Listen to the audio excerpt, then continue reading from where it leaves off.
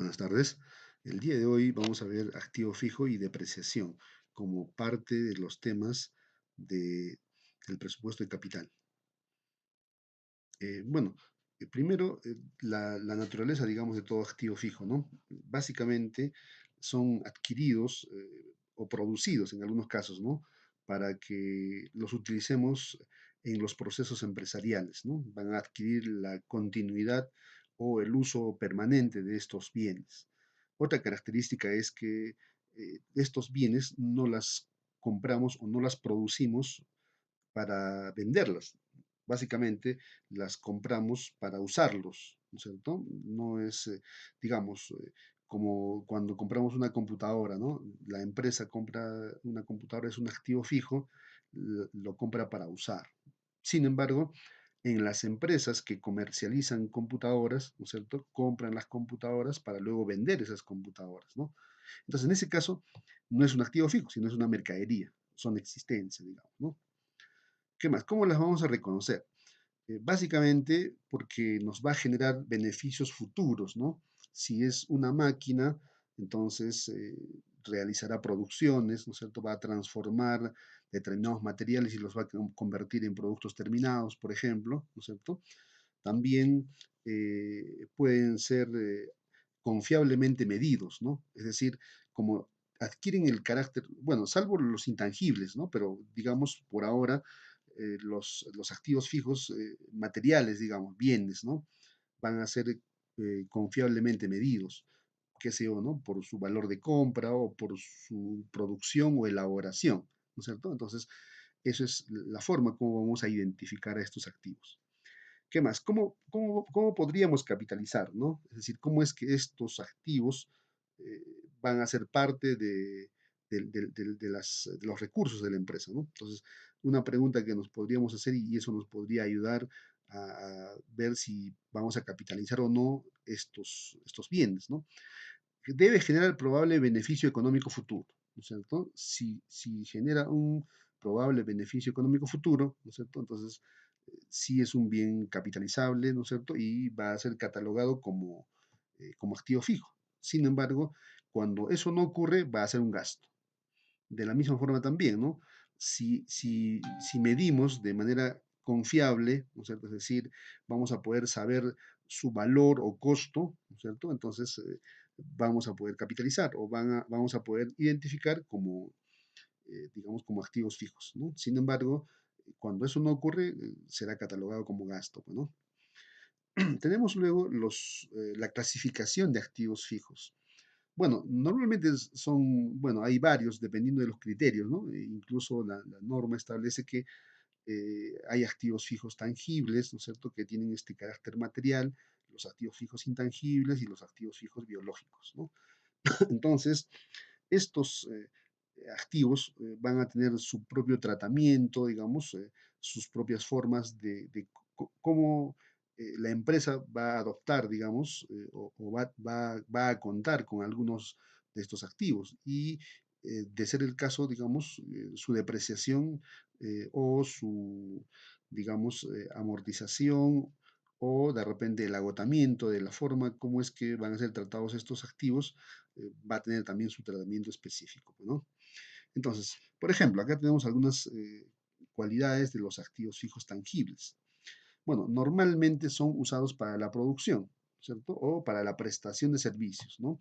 Entonces, digamos, podemos tener muebles, por ejemplo, ¿no?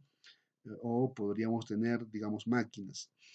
Pero también estos bienes o activos fijos tangibles podríamos contar con ellos para alquilarlos, ¿no es cierto? O también para fines administrativos, ¿no? Dependiendo, digamos, del área en el que vamos a usar estos activos. Bueno, la mayor parte o las de mayor valor, si es una empresa industrial, por ejemplo, van a estar en el área de producción o en la planta, digamos, ¿no? ¿Qué más? Aquí tenemos algunas, digamos, algunas particularidades, ¿no? Digamos, los activos fijos tangibles de manera específica pueden ser, por ejemplo, propiedad de planta, ¿no es cierto? Es decir, la planta misma, ¿no es cierto? O las máquinas, digamos, ¿no? O los vehículos, o, digamos, los muebles. Esas son las propiedades de planta, ¿no? Luego podríamos contar también con terrenos. Este activo no está sujeto a depreciación, ¿no es cierto? Más bien, los terrenos están sujetos a apreciación, ¿no? Porque probablemente vayan a ir adquiriendo mayores valores, por ejemplo, ¿no? También son parte de los activos fijos tangibles los recursos naturales, ¿no? Y estos, así como los, digamos, los activos biológicos, están sujetos a agotamiento, ¿no es cierto? ¿Ya? Así como los recursos naturales. ¿Qué más? Los activos fijos intangibles, en cambio, carecen de una sustancia física, ¿no? Más bien están establecidos en forma de patentes, de marcas, licencias y similares, ¿no es cierto? Estos van a estar sujetos a amortización, ¿no es cierto? La amortización es el equivalente a la depreciación en el caso de activo fijo, digamos, tangible. En el intangible se amortizan estos activos, ¿no? ¿Qué más? Los componentes del costo. ¿Cómo es que los activos fijos van a ser parte del costo del, digamos, empresarial, del costo de producción, digamos, ¿no? Entonces, por ejemplo, el precio de compra del bien, ¿no? O sea, los activos fijos, ¿no es cierto?, por su propia naturaleza representan valores significativos, lo cual implica también que no solo va a ser un único valor, ¿no? Entonces, por ejemplo, si compramos una máquina, vamos a necesitar, digamos, empotrarlas de repente, instalarlas, adecuarlas, ¿no es cierto? Poner en operación, de repente vamos a necesitar capacitar incluso, digamos, al operador de la máquina, etcétera, ¿no? Son un conjunto de cosas o aspectos, o como dice aquí, son componentes. Entonces, todo ese conjunto de cosas, ¿no es cierto?, que van a llevar consigo el activo fijo, es que va a ser parte del costo de este activo, ¿no? Entonces, el precio de compra en primer lugar, ¿no? Luego el costo de preparación, ¿no es cierto? ¿Ya? También el costo de entrega inicial y de manipulación y transporte, ¿no?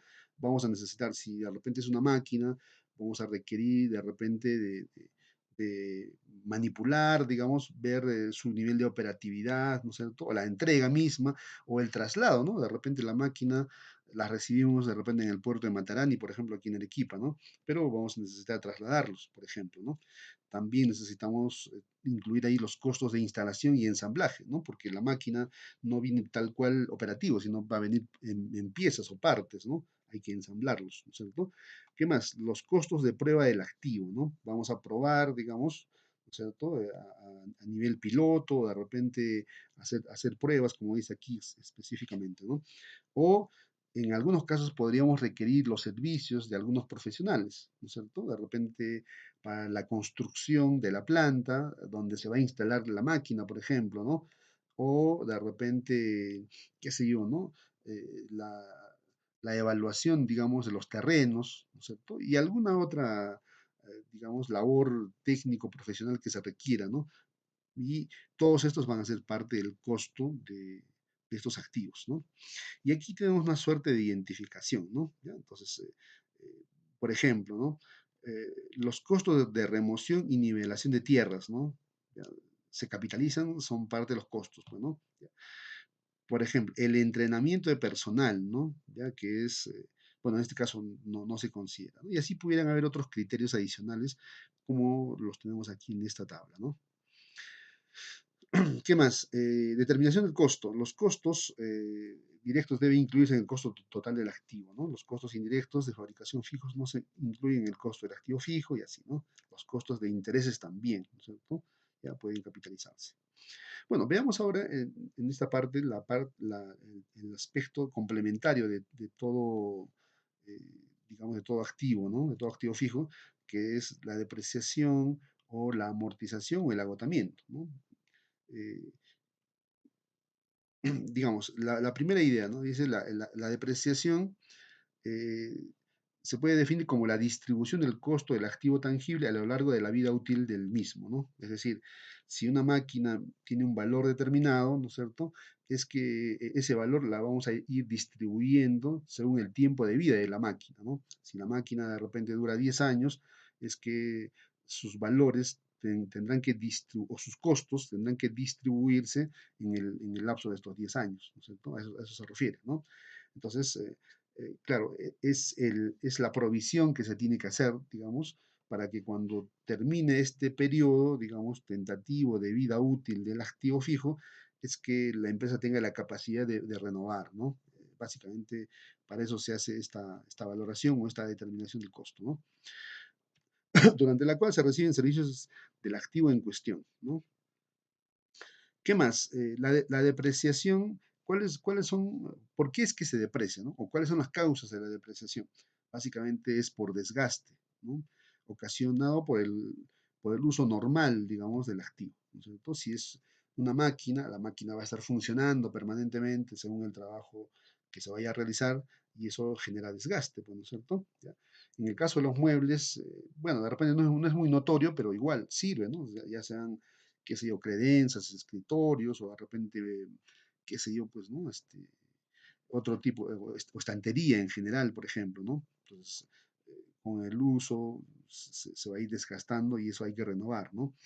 Por el deterioro también, ¿no? Podrían haber daños o de repente pueden haber corrosiones, digamos, o maltratos de repente también, ¿no? Entonces, razones por las que habría que depreciar, renovar, digamos, esos activos, ¿no? O por el tema de obsolescencia, ¿no? Cuando de repente aparecen nuevas máquinas o nueva tecnología y las máquinas o bienes que utilizábamos de repente ya no se adapta a las circunstancias actuales y lo que tendríamos que hacer es renovar, ¿no? Entonces, bueno, pueden ser esas tres las causas y otras tantas que pudieran haber, ¿no? ¿Qué más?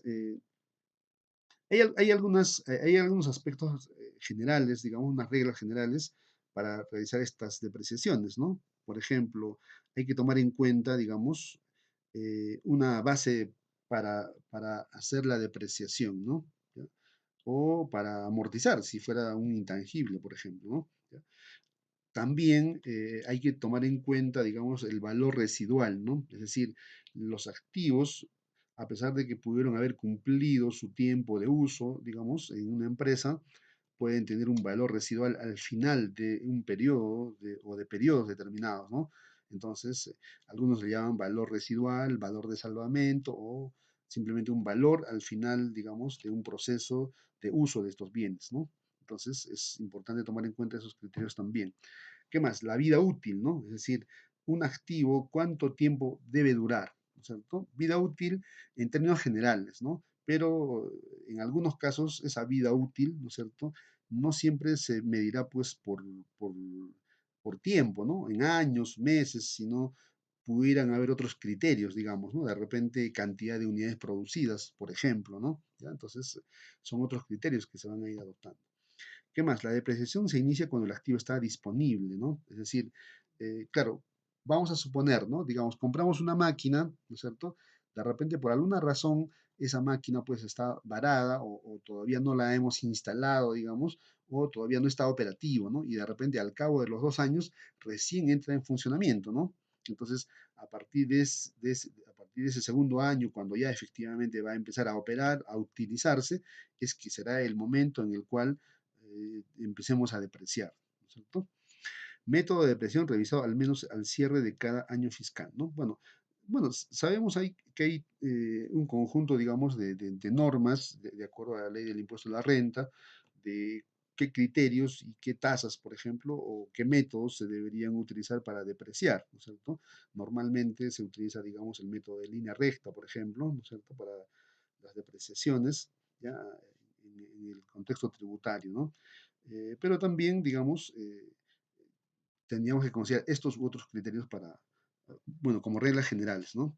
Entonces tenemos aquí algunos métodos de depreciación, ¿ya? Entonces vamos a verlos rápidamente, estos métodos de depreciación. Primero, el método de línea recta, ¿no? Este método, básicamente, el que además está establecido de acuerdo a las normas tributarias, la ley del impuesto a la renta establece que hay que aplicar el método de línea recta y la propia norma establece cuáles son esas tasas, digamos, que se van a aplicar de manera, digamos, regular, ¿no?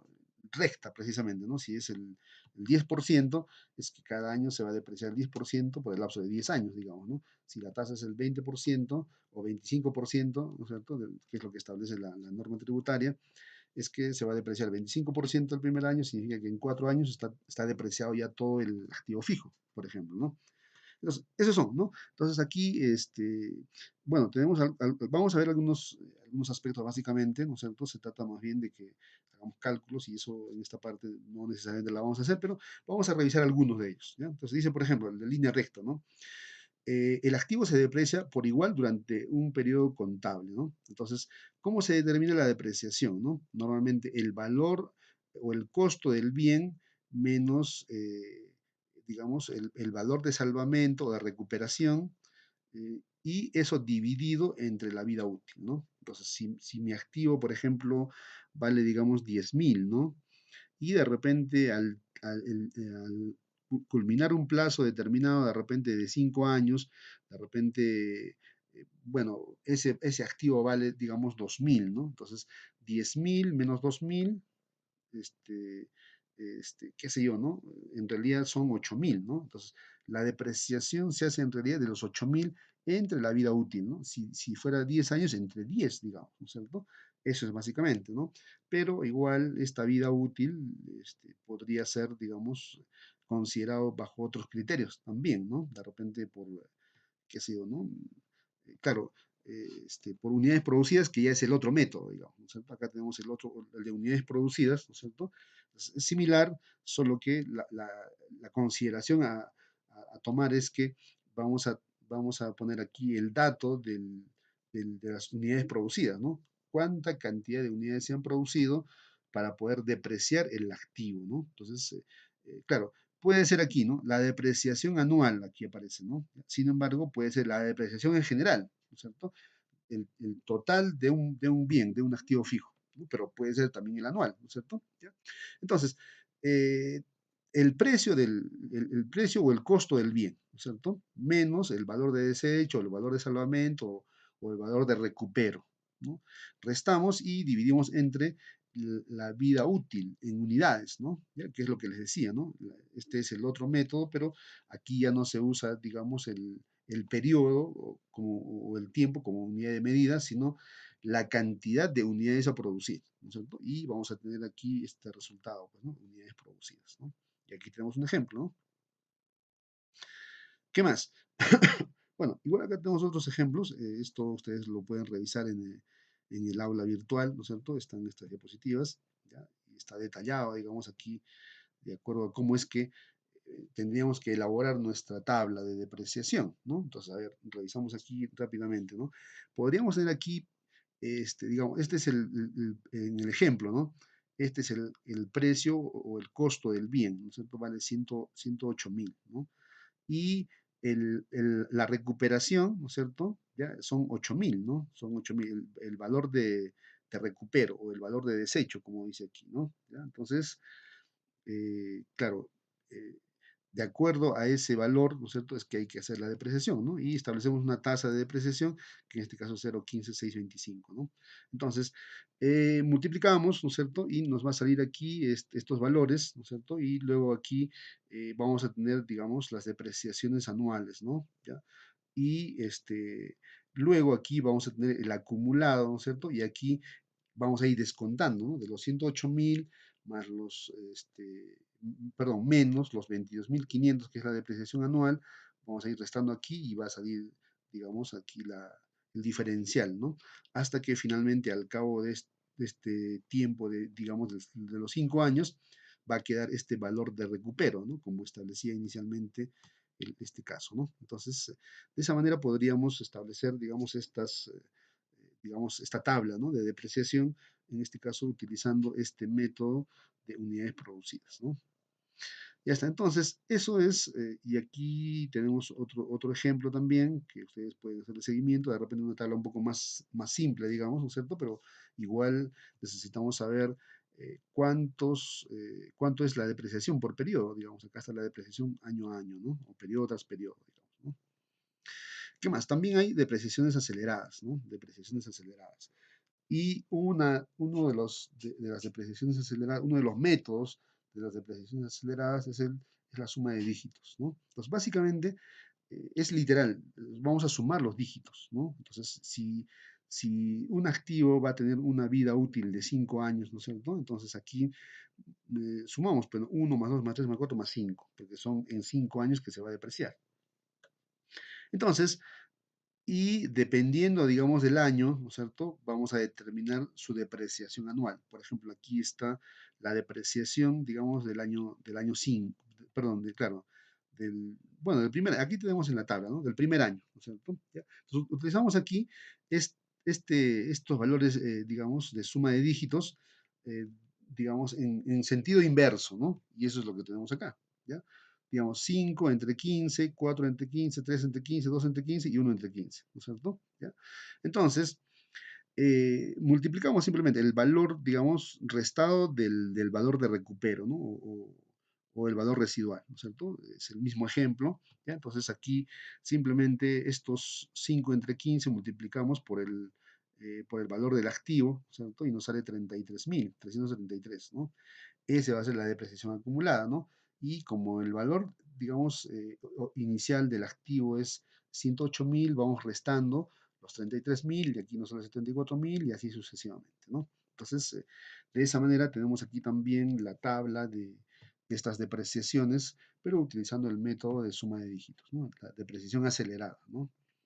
Y finalmente tenemos aquí también la depreciación acelerada a través de los saldos decrecientes, ¿no? Entonces aquí básicamente este método indica que deberíamos utilizar el doble del que se utiliza en el método digamos, de línea recta, ¿no? Entonces, si en el método de línea recta vamos a utilizar una tasa, vamos a suponer, digamos, el 20%, ¿no? Entonces, o del 10%, como dice acá, ¿no? 10%, ¿no? Ya, porque vamos a depreciar en 10 años, ¿no? Entonces, significa que el saldo decreciente, ¿no es cierto?, es que vamos a utilizar el 20%, ¿no? Ya no el 10%, o sea, simplemente es eso, ¿ya?